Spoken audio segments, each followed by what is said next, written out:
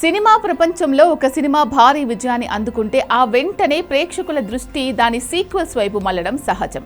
ప్రస్తుతం టాలీవుడ్, బాలీవుడ్ మరియు శాండల్వుడ్ పరిశ్రమలలో రాబోయే అనేక భారీ క్రేజీ సీక్వెల్స్ గురించి జోరుగా చర్చలు జరుగుతున్నాయి. ఈ ప్రాజెక్టులు ఎప్పుడు మొదలవుతాయి, అసలు వస్తాయా లేదా అనే సందేహాలు అభిమానుల్లో నెలకొన్నాయి. ఈ నేపథ్యంలో ఒక 5 సినిమాల సీక్వెన్స్ మొత్తం వ్యాపార విలువ దాదాపు 5,000 కోట్ల రూపాయల వరకు ఉంటుందని అంచనా. ప్రస్తుతం అత్యంత ఆసక్తికరంగా ఎదురు చూస్తున్న సినిమాల్లో పుష్ప 3 మరియు KGF 3 ప్రధానమైనవి. అయితే వీటి విషయంలో కొంత అనిశ్చితి ఉంది. పుష్ప 3 విషయానికి వస్తే దర్శకుడు సుకుమార్ ఈ చిత్రాన్ని 2027లో ప్రారంభించనున్నట్లు కన్ఫర్మ్ చేశారు. మరోవైపు KGF 3 విషయంలో కన్నడ స్టార్ యష్ ప్రస్తుతం ఆ సినిమాను పక్కన పెట్టి టాక్సిక్ మరియు రామాయణం వంటి చిత్రాలపై తన దృష్టిని పూర్తిగా మళ్లించారు.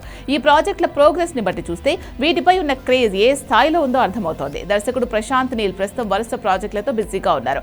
ఆయన డ్రాగన్ సినిమాను పూర్తి చేసిన తర్వాతే సలార్ 2 వైపు అడుగులు వేస్తారని స్పష్టం చేశారు. ప్రశాంత్ నీల్ ప్రణాళిక ప్రకారం 2027లో ఈ సినిమాను సెట్స్ పైకి తీసుకెళ్లి 2028 వేసవి కల్లా పూర్తి చేయాలని భావిస్తున్నారు. అదే సమయంలో దేవరా 2 సినిమా ఉంటుందని మేకర్స్ చెబుతున్నప్పటికీ అది వాస్తవ రూపం దాల్చే వరకు నమ్మకం లేని పరిస్థితి ఉందని సినీ విశ్లేషకులు భావిస్తున్నారు. ఇక కొరటాల శివ విషయానికి వస్తే ఆయన తన తదుపరి సినిమాగా బాలకృష్ణతో కలిసి చేసే ప్రాజెక్టు వైపు మొగ్గు చూపారు.